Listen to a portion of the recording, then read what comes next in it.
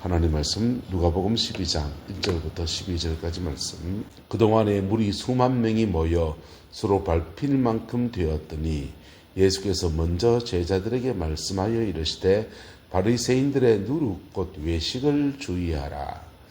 감추인 것이 드러나지 않을 것이 없고 숨긴 것이 알려지지 않을 것이 없나니 이러므로 너희가 어두운 데서 말한 모든 것이 광명한 데서 들리고 너희가 골방에서 귀에 대고 말한 것이 지붕 위에서 전파되리라. 내가 내 친구 너희에게 말하노니 몸을 죽이고 그 이후에는 능히 더 못하는 자들을 두려워하지 말라. 마땅히 두려워할 자를 내가 너희에게 보이리니 곧 죽인 후에 또한 지옥에 던져넣는 권세 있는 그를 두려워하라. 내가 참으로 너희에게 이르노니 그를 두려워하라.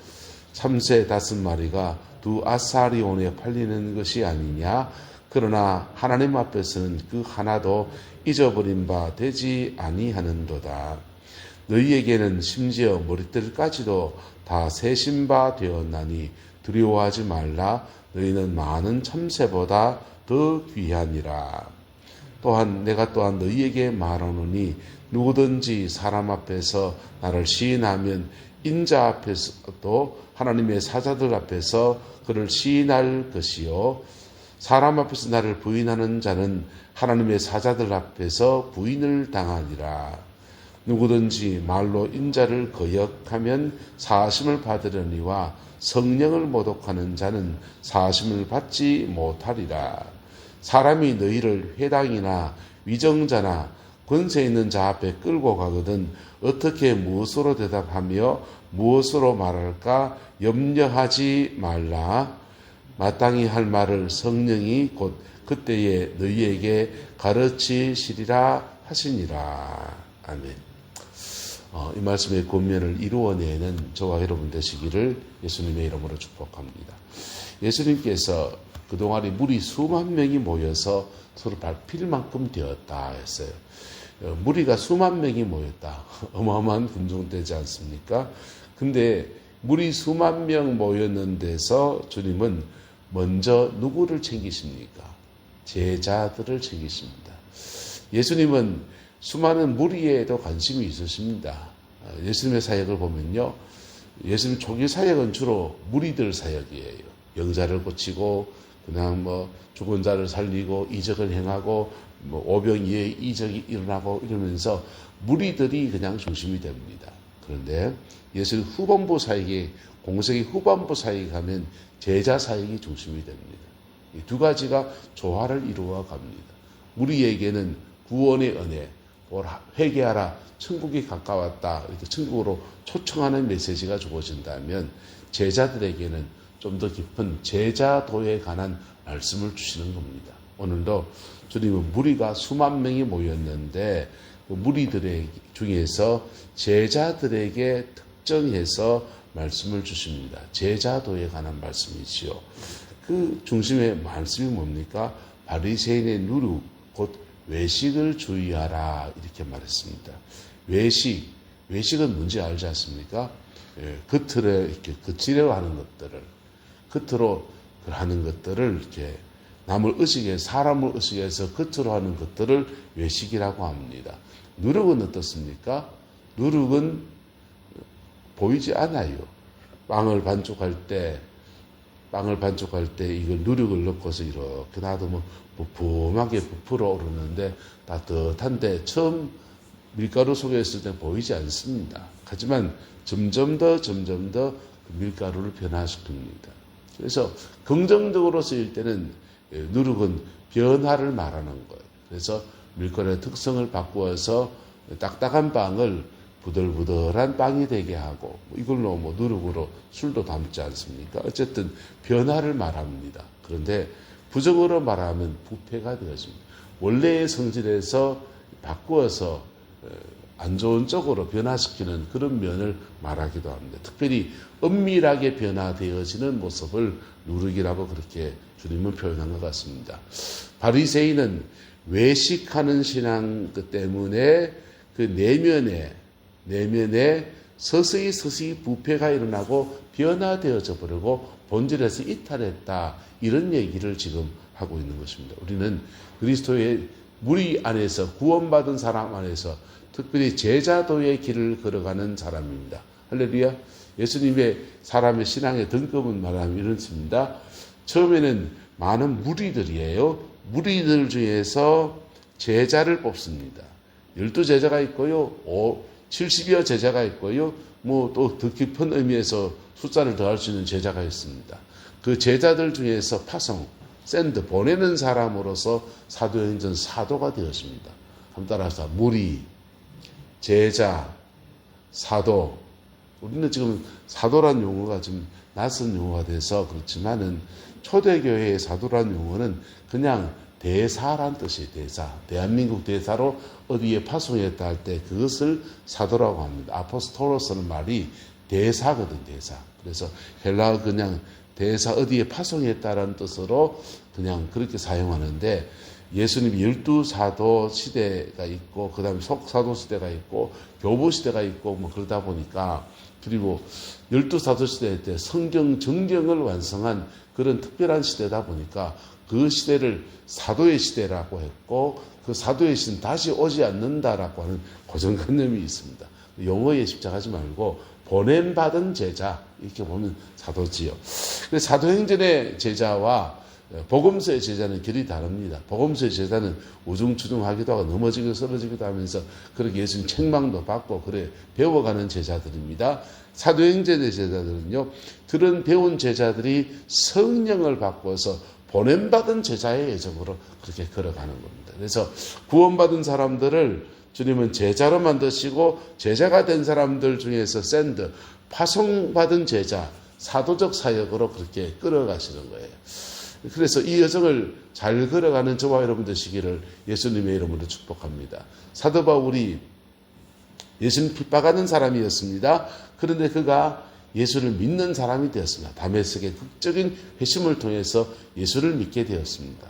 극적인 회심을 통해서 예수를 믿고서 그 받은 은혜가 너무 감격스럽고 깨달은 진리가 너무 귀하니까 다메섹에도 복음을 전하고 예루살렘에도 복음을 전하고 그냥 변화받자마자 복음 전도에 막 매진해 갑니다.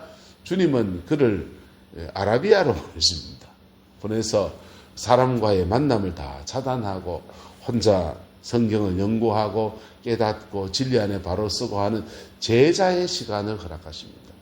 복음서의 제자, 12제자들은 예수님과 공생애를 함께 하면서 제자들을 눈으로 보고 배우고 했다면 사도 바울 같은 사람은 성령 체험이 먼저예요. 그리고 그 이미 알고 있는 율법의 지식과 기도하면서 다시 주님과의 만남 안에서 빛으로 조명된 말씀들을 자신의 삶에 적용하고 깨닫고 다시 묻고 하나님과 교제하면서 제자도의 시간을 3년을 그렇게 보냈습니다. 그리고는 그를 파송받은 제자, 사도적 사역으로 끌어내신 게 안디옥 교회에 바나바가 가서 안디옥 교회를 섬기면서 함께 같이 섬기자 하고 불러냈어요. 그때부터 그는 사도적 사역으로 그렇게 풀어지게 된 겁니다. 어쨌든 그 여정을 잘 걸어가는 은혜가 있게 되기를 예수님의 이름으로 축복합니다. 제자들에게 그들에게 주님이 주의하는 몇 가지 말씀을 주셨는데 첫 번째 주의할 것은 바리새인의 누룩을 조심하라 그랬어요. 우리 안에 외식하는 신앙이 되면 밖으로 남한테 보여질 때 이렇게 잘 갇혀 있고 또 뭐 잘하고 하는 것들이 그 권위를 갖다 줍니다. 특히 한국 사람들은 유교적 의식 안에서 밖으로 모습과 뒤로 호박씩 가는 모습이 전혀 다른 이율배반적인 모습을 가진 것들을 너무 많이 보았지 않습니까?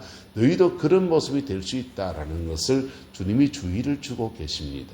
이 말씀 앞에 겸비한 저와 여러분 되시기를 예수님의 이름으로 축복합니다. 그렇지 않기 위해서 주님은 몇 가지 말씀을 주십니다.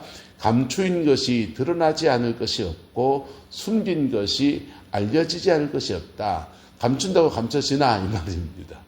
사람이 살아보면 여러분 한길 물속을 몰라 알아도 뭐 한길 사람 속을 모른다 그러지 않습니까? 하지만 그 사람 속 겪어보면 압니다.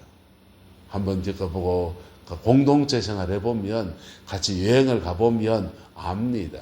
그래서 그 사람의 인격이 어떠하며 말범새가 어떠하며 이것들이요 한 주간 이렇게 선조지를 같이 간다든지 가보면 알아요. 그래서 무슨 사안이 생겨보면 알아요. 그래서 시간 지나 보면 감추인 것이 뭐하지 없고 드러나지 않을 것이 없고 숨긴 것이 알려지지 않을 것이 없다라고 말하고 있는 것입니다. 그리고 어두운 데서 은밀한 데서 말한 모든 것이 광명한 데서 들리고 골방에서 귀에 대고 말한 것이 지붕 위에서 전파되리라. 이렇게 하면서 외식하는 것은 결국은 나타나게 되어 있다는 것입니다. 그리고는 두려움에 대해서 우리는 왜 외식하게 되느냐. 권위를 가지기 위해서 외식하기도 하고요. 남한테 잘 보이고 싶어 마음이 외식하기도 하고 또 하나는 두려움 때문이기도 합니다. 그래 주님 말하기를 몸을 죽이고 그 후에는 능히 못하는 자들 두려워하지 말고 마땅히 두려워할 자 죽은 후에 지옥에 던져넣는 권세 있는 하나님을 두려워하라 라고 말하고 있습니다. 신앙의 본질을 여러분 외식하는 신앙의 삶의 바른 처지를 바르게 살아가는 방법이 뭐냐 하면요. 종말론적 신앙을 갖는 겁니다. 종말론적 신앙. 내가 하나님 앞에 설 때는 어떨 것인가 라고 하는 것을 가지는 것입니다. 그렇다고 겉으로 사람들 앞에 이상한 옷 입고서 거지 같은 옷 입고서 그래 다닐 수 없지 않습니까? 그 사람이 살아가는 예를 갖추는 것과 외식하는 것은 다른 면이겠지요. 주님은 외식하는 신앙에 대해서 그렇게 엄히 경고를 해주고 있습니다. 그리고는요, 참새 하나님의 보호하심, 하나님 앞에 살아가는 자에게는 주님의 보호하심이 있다라고 선포해주고 있어요. 참새 5마리가 2 아사림을 벌리는 것 이런 거 말씀하시고요. 머리털 하나도 채신바되었으니까 하나님의 보호하심 안에 있는 줄 믿고 코람데오의 삶을 살아라. 주님 앞에 서 있다는 삶을 살아라. 이렇게 지금 권면하시고 계십니다. 그리고 넘어가서요.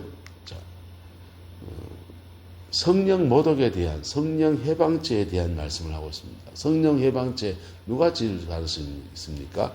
제자의 길을 걷는 사람들, 하나님 앞에 신앙의 연조가 된 사람들, 그런 분들이 범할 수 있기 때문에 이거 주의하라 말씀을 주시고요.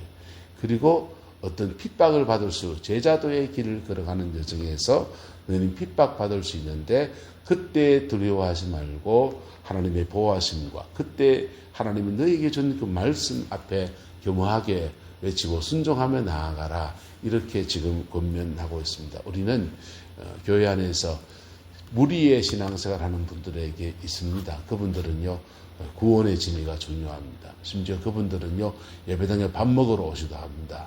예배당에 청년 때는 연애하러 오기도 합니다. 그건 무리의 신앙생활입니다. 교회 안에 제자도의 길을 걸어가는 저와 여러분 되시기를 예수님의 이름으로 축복합니다. 그리고 보냄받은 제자는 다른 사람의 영혼을 돌보는 사역을 나갈 때부터 보냄받은 제자라고 볼 수 있습니다. 예배당 안에 있어도 이 신앙의 차이가 그래 있는 것이지요. 그 여정을 잘 걸어가고 주님 앞에 정결함으로 나아가는 은혜가 있게 되기를 예수님의 이름으로 축복합니다. 그 제자도의 길을 걸어갈 때 가장 중요한 것은 첫 번째는 진리에 대한 바른 이해일 겁니다. 우리 무리의 신앙 때 이거 다 갖춰야 돼요. 예수가 누군지, 하나님이 누구신지. 그래서 신앙 안에서 교리적인 면들이 잘 배워져야 됩니다. 그리고 그 다음부터는 제자도입니다. 살아가는 삶의 문제입니다. 제자도의 핵심은 코람데오의 삶이에요. 하나님 앞에서 살아가는 것. 할렐루야. 하나님 앞에 살지 않아도 다 드러나게 돼 있어요. 그래서 감춘다고 안 감춰지니까 너 하나님 앞에 살아가는 삶을 살아라 라고 주님은 권면합니다. 그리고 하나님 앞에 살아가는 것이 훈련되어지면 보냄받은 제자, 사도적 삶으로 하나님 우리의 삶을 이끌어 가십니다. 그 사도적 삶의 자리는 각자의 직장일 때도 있고요, 가정일 때도 있고요, 보냄받은 제자의 삶의 자리는 사람마다 다 다를 수 있어요. 그때 아름다운 열매들이 저와 여러분의 삶의 자리 안에 복되게 맺어지게 되기를 예수님의 이름으로 축복합니다. 기도하겠습니다. 좋으신 아버지 하나님, 제자도의 바른 길을 걸어가는 저희들 되어지게 인도하여 주시고 하나님의 그 신실함 안에서 온전함의 역사 이루어갈 수 있게 우리 하나님 인도하여 주옵소서. 여호와께서 온전한 은혜와 사랑으로 함께해 주시길 원합니다. 오늘도 교회에서 김장을 합니다. 주님, 김치를 버무리고 함께 이야기하고 마음을 나눌 때에 주님의 사랑 안에서 한 마음을 가지고 섬겨가는 은혜가 있게 하여 주시옵고, 교회 사랑하는 마음, 주님 사랑하는 마음, 영혼 사랑하는 마음, 하나님을 바라보는 한 중심 안에 승리하는 이 하루 되게 하나님 역사해 주시옵소서. 각자의 삶의 자리 안에서 보냄받은 제자의 삶을 살아가는 영역들이 있습니다. 아버지 하나님, 그 영역들마다 복되게 세워지게 하셔서 우리 장로님 학교를 섬기는 모든 일들 속에 사도적 제자의 삶이 풀어지게 하나님 역사해 주옵시고, 아버지의 평강이 함께해 주시기 원합니다. 아버지께서 은혜 베풀어 주시옵소서. 또한 우리의 내남의 자녀들은 각자의 삶의 자리 안에서 보냄받은 제자의 삶을 승리로 살아낼 수 있도록 은총을 더하여 역사하여 주옵소서. 여호와께서 함께해 주시기 원합니다. 예수님의 이름으로 축복하며 기도드리옵나이다. 아멘.